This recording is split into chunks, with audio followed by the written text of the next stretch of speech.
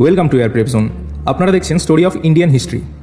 1500 সাল প্রথমবার সমুদ্রপথে আগুন ঝরল এক ভারতীয় শহরে। কালিকটের আকাশে ধোঁয়া, সমুদ্রে রক্ত। এ ছিল প্রতিশোধের আগুন আর এক নতুন সাম্রাজ্যের সূচনা। গত পর্বে আমরা শুনেছিলাম ভাস্কো দা গামা কীভাবে কালিকটের রাজা জামোরিনের দরবার থেকে খালি হাতে ফিরে গিয়েছিলেন। সেই অপমান তার মাথায় এক ভয়ঙ্কর প্রতিশোধের আগুন জ্বালিয়ে দিয়েছিল। তিনি বুঝেছিলেন এই ভূখণ্ডে ব্যবসা করতে গেলে শুধুমাত্র পণ্য নয়, চাই অস্ত্রের শক্তি।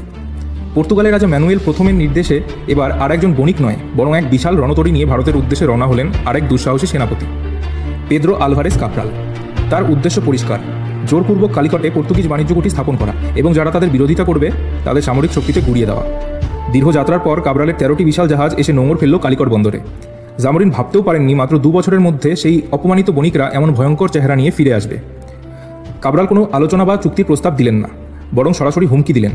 তিনি জামোরিনের কাছে দাবি করলেন, বন্দরে যেসব আরব বণিক বাণিজ্য করে তাদের সবাইকে বিতাড়িত করতে হবে, কারণ পর্তুগাল এখানে একচ্ছত্র বাণিজ্য করবে। জামোরিন এই অপমানজনক শর্ত মানতে রাজি হলেন না। তার এই প্রত্যাখ্যানই ছিল এক মহাযুদ্ধের শুরু। কাব্রাল ক্ষুব্ধ হয়ে বন্দরে থাকা সমস্ত আরব জাহাজ আক্রমণ করে বসেন। একের পর এক জাহাজ পুড়িয়ে দেওয়া হলো, নির্বিচারে হত্যা করা হলো শত শত নাবিক ও বণিককে। প্রতিশোধের এই আগুন যেন সমুদ্রের বুকে এক ভয়ঙ্কর চিত্রনাট্য লিখছিল। কিন্তু এখানেই শেষ নয়। পর্তুগিজরা তাদের রণতরীর কামানগুলো এবার কালিকট শহরের দিকে ঘুরিয়ে দিল। সমুদ্রের দিক থেকে প্রথমবার কোনো বিদেশি শক্তি এক ভারতীয় শহরে গোলাবর্ষণ শুরু করলো। সমুদ্রের দিক থেকে আগুনের হলকা ছুটে আসতে দেখে জামোরিনের সৈন্যরা হতবাক হয়ে গেল। শহর জ্বলতে শুরু করলো, নিরীহ মানুষ মারা পড়তে লাগলো।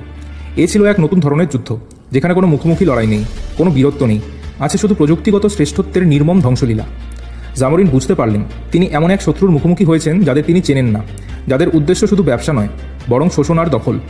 পর্তুগিজরা নিজেদের লক্ষ্য পূরণে এতটাই নিষ্ঠুর হতে পারে তা তিনি কল্পনাও করতে পারেননি।